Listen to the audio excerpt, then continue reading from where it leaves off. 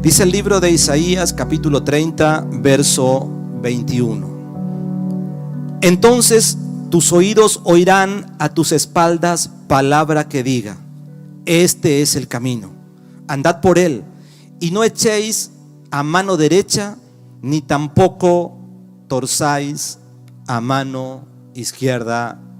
Amén. Quiero en esta noche,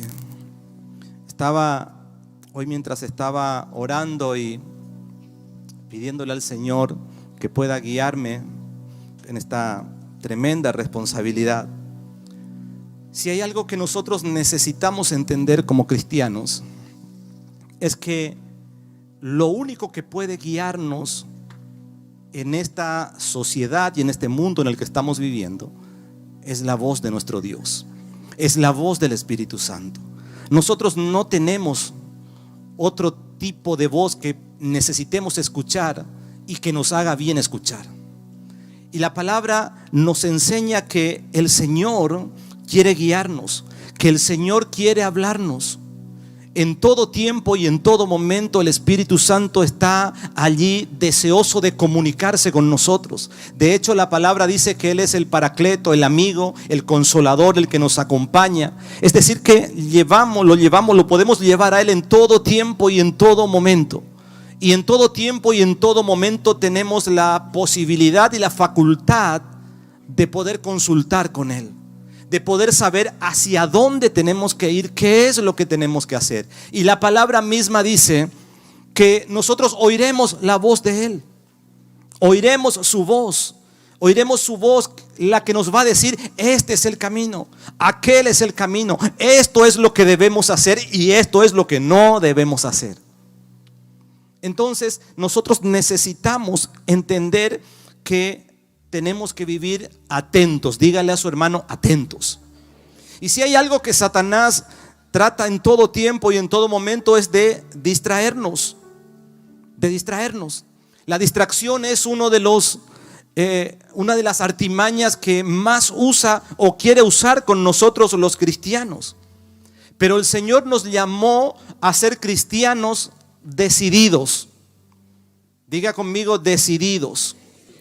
Y cuando alguien se vuelve decidido, cuando alguien dice: yo voy a ser un hombre, una mujer de decisión, es una persona que va a tener esa capacidad de parte de Dios de no distraerse, de entender, de poder leer una situación, de poder comprender, de poder discernir una situación y decir: esto a mí no me conviene o esto a mí me conviene. Entonces el enemigo no va a distraernos. Y cuando somos hombres de decisión, nosotros podemos cerrar puertas al enemigo. Cuando alguien es una persona de decisión con Dios, le puede cerrar todas las puertas al enemigo. Ahora, una persona indecisa sí vive abriendo puertas. Una persona que no tiene decisiones con Cristo va a vivir abriendo puertas. Es decir, una persona que vive distraída es una persona que abre puertas. Y nosotros tenemos que ser de aquellos que le cerramos las puertas al diablo en la misma cara. Tenemos que ser ese tipo de personas que tomamos la decisión y decimos: Señor, yo quiero ser alguien que voy a cerrarle la puerta a Satanás. Yo quiero ser alguien que no me voy a dejar distraer por el diablo. Voy a ser alguien que voy a esforzarme por escuchar tu voz. Voy a ser alguien que voy a esforzarme por entender el camino por el cual quieres guiarme. Esa debe ser nuestra manera de caminar, nuestra manera de estar con el Señor. Y una cualidad de un hombre que es de decisión es que esa persona vive determinando cosas con la palabra. Vive determinando, dice: no, pero la palabra dice esto. No, pero la palabra dice lo otro. Entonces, cuando la palabra, yo escuchaba esta mañana un mensaje de nuestro pastor, y la verdad que me quedé ahí atento. Vio cuando hay esos momentos en que el Espíritu Santo quiere hablarnos, no importa, y ahí iba manejando el vehículo, no importa en el momento que estemos, pero hay una palabra que el Espíritu Santo pone como algo totalmente diferente al resto, porque es algo que Él quiere hablarnos. Y cuando aprendemos a tener el oído para escuchar, no importa el lugar donde estés, tal vez vas a estar en el lugar íntimo, tal vez vas a estar en el colectivo, vas a estar en el taxi trabajando, pero hay un momento en el que Dios te lleva a parar la oreja, a que estemos atentos. Y esta mañana el pastor dijo algo en uno de los devocionales que estaba escuchando, y él dijo la importancia de que la palabra de Dios nos afecte, que la palabra de Dios como que nos infecte, como que la palabra de Dios se haga parte de nuestras vidas en todo tiempo y en todo momento, porque cuando la palabra causa efecto en nosotros, entonces estamos listos para hacer frente a cualquier enemigo. Estamos listos para hacer frente al diablo, hacer frente al demonio que se levante. Pero la palabra necesitamos que haga efecto en nosotros. Necesitamos poder entender, por ejemplo, que la palabra dice que todo lo podemos en Cristo porque Cristo nos fortalece. Y si leemos esa palabra solamente como un mensaje cualquiera o como algo que se me ocurrió leer, obviamente que no va a causar efecto en mi vida. Pero cuando el Espíritu Santo está allí y yo le digo, Señor, yo necesito que esa palabra cause un efecto, necesito infectarme de esa palabra, necesito que esa palabra tome mi vida, tome mi cuerpo, tome mi mente, tome mi alma, tome mi espíritu. Es cuando le damos el permiso a la palabra, que la palabra cause ese efecto por la cual el Señor la ha enviado. Entonces, allí podemos hacer frente al enemigo. Allí nos convertimos en una persona que toma decisiones. Y les digo esto porque en estos días yo tengo una vecina que tiene una veleta. ¿Conoce las veletas? Yo las veletas, esas que tienen un gallito y que marcan hacia dónde va el viento. Y estaba en estos días atrás estaba mirando y me quedé observando esa veleta y veía que soplaba el viento para un lado, se daba vuelta el gallito para ese lado, soplaba para el otro lado, el gallito se daba vuelta para ese lado. Entonces me acordé de algo que escuché hace mucho tiempo y que me habían enseñado, que hay hoy ya no se usa más, pero hay una especie de reloj, o no sé cómo llamar, que se llama brújula. ¿Cuántos conocen la brújula o cuántos conocemos? Bueno, hoy ya no se usa más. Todo el mundo usa el Waze, todo el mundo usa el Google Maps y todo el mundo usa, un GPS. Pero me acordé cuando me contaron acerca de esa brújula, que en esos tiempos en que la brújula era muy famosa, esa brújula tenía siempre un norte que marcaba, o tiene un norte que marca. Entonces me puse a meditar en esto y dije, ¿cuántas veces nosotros los cristianos, por no entender lo que Dios quiere hacer con nosotros, somos como esa veleta que para donde sopla el viento nos lleva, para donde sopla el viento? Porque la veleta va para donde el viento sopla. Si el viento es sur, se va para el sur. Si el viento es norte, va para el norte. Pero qué importante cuando entendemos para qué sirve una brújula. Porque una brújula sirve para orientarnos. Y una brújula tiene un destino marcado, que es el norte, un punto cardinal marcado, que es el norte. Y entonces cuando nosotros necesitamos usar, o cuando en la antigüedad se usaba la brújula, todos sabían que había un norte, que había un destino, que esa brújula podía guiarnos a ese punto. Así que me puse a meditar en estas dos cosas. Y qué importante que nosotros podamos ser cristianos con un rumbo determinado. Qué importante que podamos ser cristianos que sabemos cuál es nuestro norte. Qué importante que nosotros podamos entender que hay un camino correcto, hay un solo camino correcto, y en el que nosotros no podemos estar distraídos. Tenemos que estar atentos en todo tiempo en ese camino, que es el camino correcto. La palabra de Dios nos enseña nuestro norte. La palabra de Dios nos indica cuál es nuestro norte, es nuestra brújula. Y sabes que la Biblia dice en Efesios capítulo 4 verso 14, dice: para que ya no seamos niños fluctuantes, llevados por doquiera de todo viento de doctrina, por estratagema de hombres que para engañar emplean con astucia las artimañas del error. Fíjense que la palabra nos está llamando a que ya no seamos como esos niños, que ya no seamos como una veleta, que somos direccionados por el viento a cualquier lado, sino que seamos personas que somos determinantes, personas que no seamos fluctuantes, es decir, que no dejemos que Satanás se enseñoree de nosotros, que no dejemos que los demonios se enseñoreen de nosotros, que podamos nosotros ser conscientes que el Espíritu Santo está constantemente allí intercediendo, clamando con gemidos indecibles, dice la palabra. Él está allí junto con nosotros para que usted y yo no tengamos que perder nuestro norte, para que usted y yo no tengamos que errar el rumbo, sino el Espíritu Santo está para que usted y yo ya no seamos esos niños fluctuantes, sino que seamos personas con decisión, con determinación, y que sabemos lo que queremos y sabemos a dónde vamos. Eso espera Dios de nosotros. Dios espera eso de nosotros. La palabra dice en el libro de Santiago, y dice que también el hombre de doble ánimo es inconstante en todos sus caminos. Y Proverbios capítulo 24 verso 21 los llama veleidosos. Veleidosos. Dice, no te entremetas con ellos. Entonces nosotros necesitamos entender esto. Estos días fueron poderosos. Estos días que estuvimos fueron poderosos. ¿Por qué? Porque por la palabra estamos aprendiendo a cerrarle la puerta al diablo en la cara. Por la palabra estamos aprendiendo a tomar decisiones. Por la palabra estamos aprendiendo y entendiendo lo que el Espíritu Santo quiere. Que seamos libres. Que seamos libres. Que esa libertad que Jesús conquistó para usted y para mí en el Calvario, hasta el día de hoy y por los siglos y por nuestras generaciones hasta que Él venga, la podamos mantener. Que vivamos firmes en esa libertad. Eso es lo que el Señor quiere. Y dice, y estén firmes, dice la palabra, y estén firmes en esa libertad con la que Cristo nos hizo libres. Y no volvamos de nuevo a estar bajo el yugo de la esclavitud. Dígale a su hermano, el Señor nos quiere libres. El Señor nos quiere libres.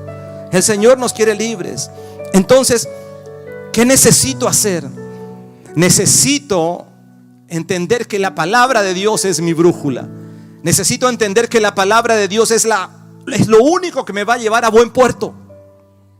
Necesito entender que con la palabra yo voy a ser feliz. Necesito entender que con la palabra yo voy a ser un hombre de victoria, una mujer de victoria. Necesito entender que la palabra es la que va a sostener el matrimonio. La palabra es la que me va a ayudar a educar a mis hijos. La palabra es la que me va a enseñar a hacer negocios. La palabra es la que me va a llevar a ser un hombre, una mujer próspera. El problema es que muchas veces nosotros nos dejamos llevar por tantas corrientes que te dicen, prospera ya, avanza ya. Tantas corrientes que nos dicen 10 pasos para poder ser un buen hombre, 20 pasos para poder ser una buena mujer. Y a veces nos dejamos llevar no solo por las corrientes, sino también por la cultura. ¿Cuántas veces nos damos cuenta que traemos una cultura que a veces a nuestra familia, al lugar donde estuvimos, nunca le funcionó? Y de pronto venimos a Cristo y queremos emplear esas mismas estrategias. Y nos damos cuenta que no nos sirve. Lo único que a nosotros nos sirve es la palabra. Ella misma dice que es una luz ¿para quién? Para mi camino y el tuyo. Que es una lámpara. Es decir, que es lo que necesitamos para no vivir a tientas. Es como cuando, yo siempre le digo a la iglesia que la palabra es como cuando uno no tiene la palabra, cuando uno no comprende, cuando uno no se ejercita en meditar la palabra, en estudiar la palabra. Es como cuando no sé, pero allá en donde yo vivo, por ahí se corta mucho la luz, la tensión eléctrica. Y entonces se corta la luz. ¿Y qué es lo que hace uno? Automáticamente nosotros ya sabemos dónde está el fósforo, dónde está esto, dónde está aquello. ¿Por qué? Porque uno necesita estar en la luz, ¿o no? Uno no quiere vivir en la oscuridad. Entonces, ¿qué es lo que pasa? Muchas veces le digo a la iglesia allá en Palo Santo que cuando la palabra no está en nosotros, comenzamos a vivir en la oscuridad y viviendo en la oscuridad vivimos a los manotazos. Y por vivir a los manotazos, nos comemos cada problema, nos encontramos con cada problema, porque lo único que va a alumbrar nuestro camino y nos va a llevar a ser hombres determinantes es la palabra de Dios. Fuera de la palabra de Dios no vamos a encontrar otra cosa. Mateo capítulo 7, verso 25, Jesús dijo: hay alguien que es un hombre determinante, voy a parafrasear el texto, pero él dijo: alguien que entendió, alguien prudente, dijo específicamente. Y dice que alguien prudente es el que usó la palabra como un fundamento firme para poder seguir caminando. Y dice que en Mateo 7:25 dice que descendió la lluvia, vinieron los ríos, soplaron vientos y golpearon contra aquella casa y no cayó porque estaba fundada sobre la roca. Tu casa no va a caer si está fundada sobre la roca. Tu familia no va a caer si está fundada sobre la roca. Tu economía no va a caer si está fundada sobre la roca. Tu matrimonio no va a caer si está fundado sobre la roca. Por eso es tan importante que nosotros, todo lo que hagamos, nuestro fundamento tenga que ver con la palabra de Dios. Es por eso que no podemos hacer todo lo que los otros hacen. A veces estamos tan acostumbrados a hacer como los otros hacen y nos exponemos a que estos vientos, a que las lluvias que representan a los problemas nos terminen destruyendo. Nos terminan destruyendo. Se destruye el matrimonio, se destruye la familia, se destruyen los hijos, porque muchas veces usamos cualquier cosa, aún siendo evangélicos. Usamos la experiencia, usamos la idiosincrasia en la que vivimos, y por último, cuando ya vemos que no sabemos qué hacer, vamos a ver qué dice la palabra de Dios. Por eso quiero decirte, mi querido hermano, mi querida hermana, que necesitamos que la palabra de Dios sea parte de nuestra vida. Dígale a su hermano que la palabra sea parte de tu vida. Que la palabra sea parte de nuestra vida. Necesitamos entender, para ser cristianos determinantes, necesitamos tener un fundamento firme. Y ese fundamento es la palabra de Dios. Ese fundamento es lo que Dios dejó establecido en su palabra. Entonces ahí nosotros vamos a decir: estoy caminando con un fundamento firme. Muchas veces ocurre que, y he escuchado y tuve que ministrar a gente que dice: pero pastor, resulta que ahora que pongo en práctica la palabra, parece que todas las cosas me van mal. Pero ahora que me decidí a orar, todo parece que comenzó a volverse para atrás o en contra mía. Quiero decirte algo que Satanás sabe. El diablo sabe. Y lo peor que le puede pasar a él, que usted y yo comencemos a usar la palabra en todo sentido. Que usamos la palabra y el diablo comienza a enfurecerse. Pero quiero decirte algo: el diablo se va a levantar.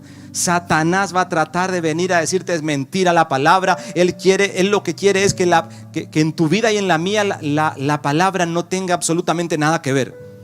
Él siempre tratará de desprestigiar la palabra y hacernos creer que sin la palabra vivimos mejor. Pero la Biblia dice: resistid al diablo, resistid al diablo, resistid al diablo, resistid al diablo, y este huirá de vosotros. Este huirá de vosotros. Este huirá de vosotros. Quiero contarles, miren, nosotros hoy le dije al Señor: Señor, cuento, no cuento, ¿qué hago? Pero antes que vengamos para acá, la pastora el martes dijo algo. Ella dijo: este seminario tal vez tengas oposición. Vas a tener oposición para llegar, dijo ella. Eso dijo el martes, yo lo escuché y quedó grabado en mi corazón. Pero dijo: no importa, haz el esfuerzo. Que vengas, no importa lo que tenga que pasar. ¿Por qué? Porque siempre habrá oposición, el diablo sabe. que habrá oposición cuando uno dice, ay, voy para ser libre. Él va a decir, no, yo no quiero que seas libre. Entonces, la pastora dijo, vengan igual. Mire, nosotros estábamos a punto, ya preparamos las valijas, estábamos todo perfecto y se nos surgió un inconveniente. Y se nos surgió un problema. ¿Y qué problema se nos surgió? Y estábamos ahí con la pastora deliberando, nos vamos. Y ya estábamos casi a las 1 del mediodía y que vamos, y estábamos ahí, ya teníamos las valijas preparadas. Entonces yo salgo de mi casa y enfrente tengo un lavadero. Y como llovió toda esta semana, mi auto estaba pero roñoso. Así que imagínense, son solo 40 calles de ripio y creo que no me acuerdo cuántas asfaltadas, así que imagínense él cuando llueve. Así que llevé a lavar para venir con el auto por lo menos presentable, ya que el auto venga limpio, después nosotros nos limpiamos acá, pero ya que el auto quede limpio, después nosotros acá. Entonces estábamos ahí, me paré en la puerta y como el lavadero está enfrente, dije, ¿nos vamos o no nos vamos? ¿Nos vamos o no nos vamos? Y me acordé de la palabra de la pastora del martes. Dije, no. Le digo a la pastora, mi amor, ¿sabes qué? ¿Te acordás que la pastora dijo que había oposición? No, vamos a preparar el bolso y vamos entonces, le digo. Ahí nos animamos y dijimos, y no es nada eso. Porque yo no sé si usted me va a entender lo que le digo, porque somos cristianos. Sufrimos ataques como usted sufre como yo. Estaba en la estación de servicio cargando y decía todavía, ¿estará bien que me vaya? ¿Estará bien que me vaya? No, dije, no. Ya hicimos 30 kilómetros y dije, todavía estoy a tiempo de volver porque no es lejos todavía. Y después ya hicimos como 100 y dije, ya no hay vuelta atrás, acá ya me voy para ser libre. Pero quiero que entienda, resistid al diablo, dice la palabra, y este huirá de vosotros. Amén. Este huirá de vosotros. Y esto es lo que quiero compartirles en esta noche. Porque hoy mientras estaba meditando en la palabra, dice la Biblia en Primera de Crónicas capítulo 4 verso 9, una palabra muy conocida y me llamó mucho la atención porque está en medio de un montón, está en medio de una genealogía, está en medio de un montón de gente que dice hijo de fulano, hijo de mengano y descendiente de esto y descendiente de lo otro. Y Primera de Crónicas capítulo 4 verso 9 dice, y Jabes fue más ilustre que sus hermanos, al cual su madre llamó Jabes diciendo, por cuanto lo di a luz en dolor. E invocó Jabes al Dios de Israel diciendo, oh, si me dieras bendición y ensancharas mi territorio, y si tu mano estuviera conmigo y me libraras del mal para que no me dañe. Y le otorgó Dios lo que le pidió.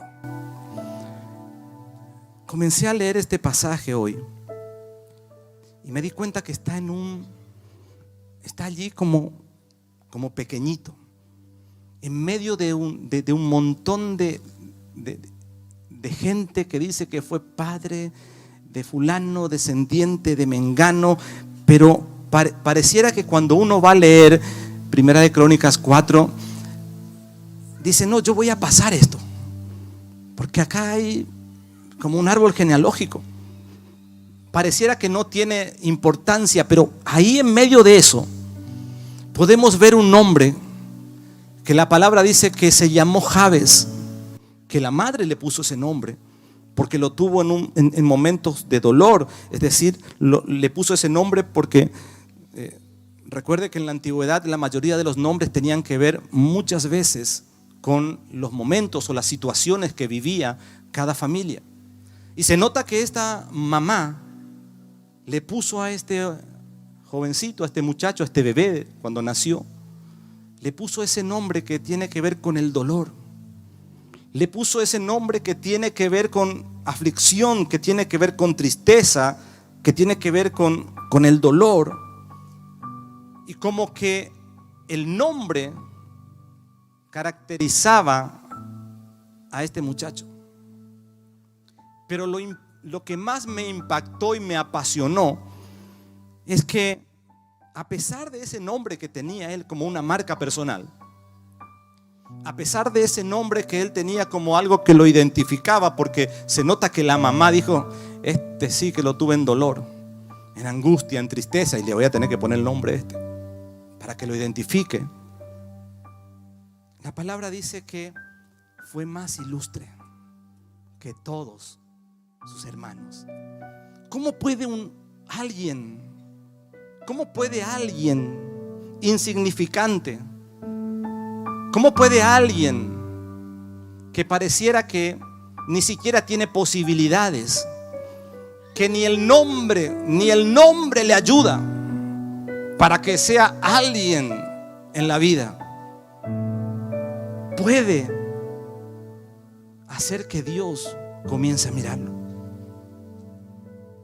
Como este hombre, dice la palabra, que fue más ilustre que todos sus hermanos. Su mamá lo dio a luz en dolor, pero en un momento él invocó a Dios, dice. En un momento él invocó a Dios. Y este Jabes puede representarnos en esta noche a muchos de nosotros. A muchos de nosotros.